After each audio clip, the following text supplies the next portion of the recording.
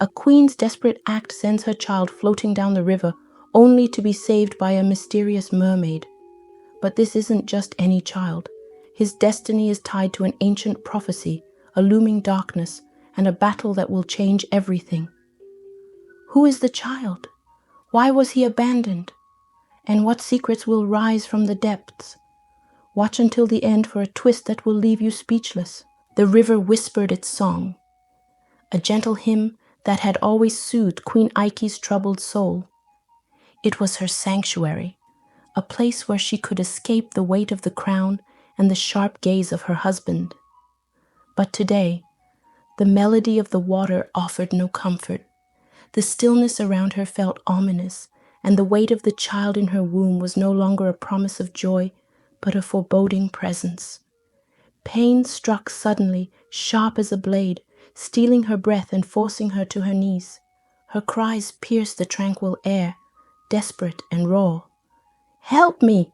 she screamed into the emptiness, but the river gave no reply. The forest stood silent, as if nature itself had conspired against her. Time blurred as agony dragged her into its relentless grip. At last, the child emerged, his cry breaking the suffocating quiet. Ike collapsed, her strength gone, but her arms instinctively cradled the baby. She gazed at him, expecting joy to flood her heart. Instead, her breath caught in her throat. His skin was pale, unnaturally, impossibly pale. "No," she whispered, shaking her head. Her hands trembled as she traced his tiny features. Her own skin was a deep, rich brown, and the king's even darker. This child's whiteness felt like an accusation, a betrayal carved into flesh. Panic seized her. She could already see the king's rage, his thunderous accusations. The consequences would be swift and merciless. Tears streaked her face as she stumbled to her feet, clutching the infant. She stood at the river's edge, her reflection distorted by the ripples. "Forgive me," she sobbed, her voice barely audible. With shaking hands, she placed the baby into the water, watching as the current carried him away. Her heart splintered with every inch of distance, but she turned away, knowing she could never take him back. The river's current grew faster as night fell. The baby's cries echoed faintly, lost to the rushing water and the darkening sky. Just as he began to sink, a shadow beneath the surface stirred. The water glowed faintly, and a sleek, shimmering figure rose to meet him. Queen Mary broke the surface with a graceful arc, her silver tail catching the moonlight, her piercing eyes locked onto the floating child. "What cruel heart would leave you here?" she murmured, her voice soft yet tinged with sorrow. She reached out, her powerful tail propelling her swiftly toward him. The baby shivered in her arms, his tiny form glowing faintly. Mary's heart ached. She pressed her lips to his forehead, whispering a blessing. Magic sparked, and the transformation began. His legs fused into a sleek silver tail, and he took his first breath of water. Mary's gaze softened. "You are one of us now," she said, holding him close as she descended into the depths. In her coral throne room, the mermaids gathered, their whispers filling the cavernous space. The baby glowed softly, a beacon in the dim light. "He is not like us," one said. "But look at him, he shines," another added. Mary lifted the child high. "This is Prince Callow," she declared. The crowd erupted into cheers, but beneath her regal calm, unease stirred in Mary's heart. The child's arrival felt like the beginning of something far greater and far more dangerous. Years passed, and Prince Callow grew into a striking figure. His silver tail gleamed as he glided effortlessly through the coral forests, but his heart was weighed down by questions. Who were his real parents? Why had they left him to the river's mercy? In the human kingdom, King Uju ruled with a fist of iron. His adoptive son, Prince Arance, mirrored his father's arrogance and strength, but the king's heart remained restless. The prophecy haunted him. The gods sent a child of snow-white skin every 200 years, a divine gift to the kingdom. Yet the child had vanished. One night, the king summoned the chief priest. Sacred smoke filled the chamber as the priest chanted, his voice trembling. When the ritual ended, the air seemed to hum with tension. "The child lives," the priest said, "but he is no longer on land." The king's fury erupted. "The mermaids!" he roared, slamming his fist onto the table. "They have stolen my son!" His voice echoed through the palace, and Queen Aichi, hidden in the shadows, felt her blood run cold. The secret she had buried for years clawed at her chest, threatening to consume her. As the king prepared for war, the mermaids sensed the disturbance. Queen Mary sat on her coral throne, her advisors surrounding her. "The humans are restless," one said. "They are coming." Mary's expression darkened. "Callow must be protected at all costs," she said. She approached her son later, her hands resting gently on his shoulders. "No matter what happens," she said, "you are my son." Callow nodded, but the unease in his heart grew. That night, he swam to the surface and gazed at the stars. For the first time, he saw the glow of human torches on the horizon, and he knew his destiny waited above the waves. The fires along the river's edge flickered like molten eyes, mirroring the rage burning within King Uju. His golden armor gleamed menacingly, a beacon of power and wrath, as his voice tore through the night air. "Mermaids!" he bellowed, his tone a storm contained in a single word. "Return my son, or I will turn this river red with your blood." The soldiers roared their approval, raising their spears high, the metal tips catching the firelight. Yet beneath the king's thunderous demeanor, a shadow of doubt gnawed at him. The chief priest's warning echoed in his mind. This war could cost him not only his son, but the favor of the gods themselves. The river seemed to mock his fury, its surface dark and unyielding. In the underwater kingdom, the currents carried whispers of Uju's rage. Queen Mary sat on her coral throne, her silver tail shimmering like a blade poised for battle. Her warriors flanked her, their faces solemn, their weapons ready. "The humans are restless," one advisor murmured. "Their army moves with purpose. The king will not stop." Mary's gaze hardened. "Callow must remain hidden," she commanded, her voice steady, laced with urgency. "The king will tear the river apart to find him." But Callow's heart burned with defiance. His silver tail flicked sharply, sending ripples through the water. "I will not hide," he declared. "I have a right to face him." "Callow, no!" Decca's voice trembled as she swam to him, her expression stricken. "The king will destroy you." Callow's glowing skin seemed to pulse with resolve. "I must know the truth, Decca, and the truth cannot be found in hiding." Above, the king's warriors beat their drums, their rhythm a thunderous challenge that reverberated through the river. The sound was both a warning and a declaration. Beneath the surface, it was a call to arms. Queen Mary emerged from the depths with deliberate grace, her shimmering tail slicing through the water as she rose to meet her adversary. The soldiers faltered, their torches wavering, as her regal form broke the surface.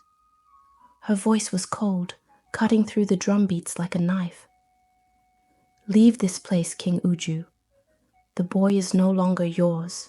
The king's fury ignited anew. "You think you can take what is mine and command me? I will not leave without my son." A sudden glow illuminated the water beside Queen Mary. The soldiers gasped as Callow emerged, his silver tail glinting in the firelight, his glowing skin casting an ethereal light over the river. "Father," he called, his voice carrying a quiet power, "I am not yours to claim." The king's face twisted into a mask of rage. "You dare defy me?" He spat, his sword raised high. Before he could give the order to attack, the river erupted. Ancient sea creatures surged from the depths, serpents as long as ships, their eyes gleaming like molten gold. glowing fish with fanged mouths and bodies wreathed in luminescence. The water churned as the mermaids formed a living barrier around Callow, their weapons glinting like silver shards in the moonlight. Chaos ensued. Spears arced through the air, slicing the night with deadly precision. The mermaids moved like lightning, weaving through the water as the creatures they summoned roared and dragged soldiers into the depths. The battle was a symphony of chaos and fury. Callow fought alongside Queen Mary, his movements fluid and unyielding. His light blinded the soldiers who dared approach, and his strikes were as precise as they were merciless. "Face me!" Uju roared, his sword cutting the air as he charged toward the water. Callow surged forward, his tail transforming as he broke the surface. His legs emerged, strong and steady, and he stepped onto the shore, his glowing form illuminating the battlefield. The soldiers froze, their disbelief palpable. "I am not afraid of you," Callow said, his voice steady. "But this war must end." The king's sneer twisted his face into something monstrous. "You will bow to me or you will die." Before either could strike, Queen Mary's voice rang out, powerful and unyielding. "Enough!" She raised her staff, and the river obeyed. Towering waves rose like sentinels, crashing between the two armies and forcing the battle to a halt. "Callow," she said, her voice breaking through the roar of the waves, "choose now, land or sea." Callow's heart ached as he gazed at both worlds, the kingdom he had never known, and the family who had raised him. Tears shimmered in his eyes as he lifted his head. "I choose both," he said, his voice carrying the weight of a decision that would change the fate of the river forever. "And I will unite them." The king's soldiers murmured, their voices filled with uncertainty. But Uju's pride flared like a dying star, his rage consuming him. He lunged at Callow, his blade aimed for his heart. Queen Mary's staff flared with light, creating a shield that deflected the blow. The king stumbled into the river, his armor weighing him down as the currents pulled him under. The soldiers hesitated, some retreating, others paralyzed by the sight of their fallen king. From the shadows, Prince Aaron stepped forward. His sword was steady, but his expression was conflicted. The spirit raised its staff. "Redemption must be earned. You will surrender your throne and walk the path of humility." The king's head bowed low, and the river stilled. But Callow's heart remained heavy. The weight of his choice, a constant reminder that the peace they had won was fragile, and the shadows of the depths still lingered, waiting. The river churned violently, its surface splintered by a rising shadow that seemed to devour the very light around it. The massive figure emerged, its armor glistening like scaled obsidian, jagged fins slicing through the air like blades. Each movement exuded malice, and the weight of its presence suffocated the battlefield. Queen Mary's composure faltered, her voice trembling as she whispered, "No, it cannot be." The creature's voice boomed, its words vibrating through the ground. "You cannot bind what was meant to rule," it roared, its glowing red eyes burning like twin infernos. "I will reclaim the depths and drown your kingdoms in darkness." Callow stepped forward, his glow intensifying against the encroaching darkness. His voice was steady, but his heart pounded in his chest.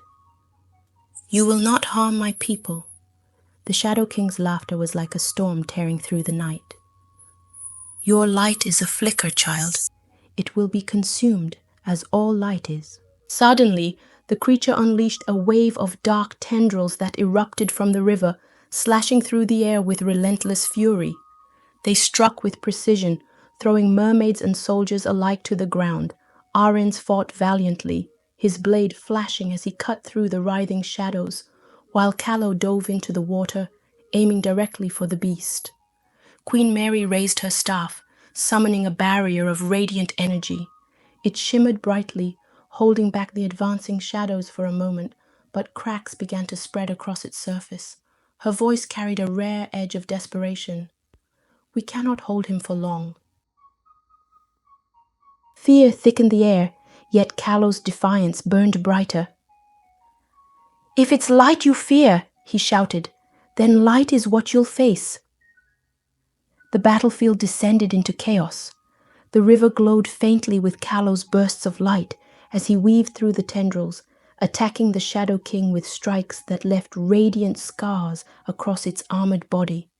Arranes joined him, his movements sharp and decisive, every swing of his sword cutting through the darkness that sought to envelop them. You were never meant to rule alone, the Shadow King bellowed, its voice a thunderclap that shook the heavens. Callow's response rang clear and unyielding. I was never alone. Together, they launched a synchronized attack. Arranes's blade plunged into one of the Shadow King's limbs, creating an opening for Callow to channel his light into the wound. The Shadow King let out a deafening roar, thrashing wildly and shattering what remained of Queen Mary's barrier. The mermaids and soldiers rallied, driving their weapons into the creature's exposed flesh. But victory was fleeting. The Shadow King released a horrific scream that reverberated across the battlefield, unleashing a torrent of dark mist. It consumed everything in its path, choking the air and plunging the world into shadow. Arranes collapsed, coughing violently as the mist pressed down like a tangible weight. Callow stumbled but grabbed his brother's arm, pulling him upright. We end this together, he said, his voice strained but resolute. From deep within the mist, a voice emerged, chilling and familiar. Callow. He froze, his heart caught in his throat. It was Queen Mary's voice, or something that wore her voice like a mask. She's still in there, Arranes shouted, desperation rising in his tone. Callow's grip on the staff tightened.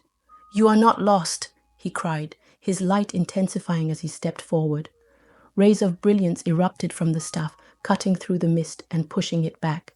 The Shadow King recoiled, screeching in pain, and for a fleeting moment, Queen Mary's true form flickered through the darkness. Her eyes met Callow's, filled with sorrow and urgency. Callow, I'm here, she cried, but the shadows pulled her back, their hold tightening. No, Callow shouted, surging forward as his glow reached a blinding crescendo. He raised the staff high, summoning every fragment of light within him. Beams of sunlight pierced through the stormy sky, igniting the staff with divine energy. The Shadow King's form unraveled, streams of darkness breaking apart into shreds of black smoke. But as the light struck, it clung to Queen Mary, refusing to release her. Callow lunged, grabbing her hand. Her touch was cold, fragile, and fading. I won't let you go. Tears glistened in her eyes as she whispered, You must. With one final burst of energy, Callow's light consumed the battlefield, obliterating the darkness in an explosion that split the river in two. Silence followed, heavy and absolute. As the light faded, Callow fell to his knees, cradling Queen Mary's lifeless form. Her glow returned for a fleeting moment, illuminating her face as she whispered, You are the bridge now. Lead them well. Her light flickered, then disappeared entirely. The river calmed, its waters shimmering with the remnants of her essence. Callow's tears fell freely, his heart breaking as he whispered, No more sacrifices. The mermaids and soldiers gathered, their heads bowed in solemn reverence. Arranes placed a hand on Callow's shoulder. Her light lives in you. We will honor it. Callow rose slowly, his glow steady but dimmed. He raised the staff high, its light casting a golden sheen across the river. From this day forward, he declared, his voice steady, the river unites us. No more division, no more darkness.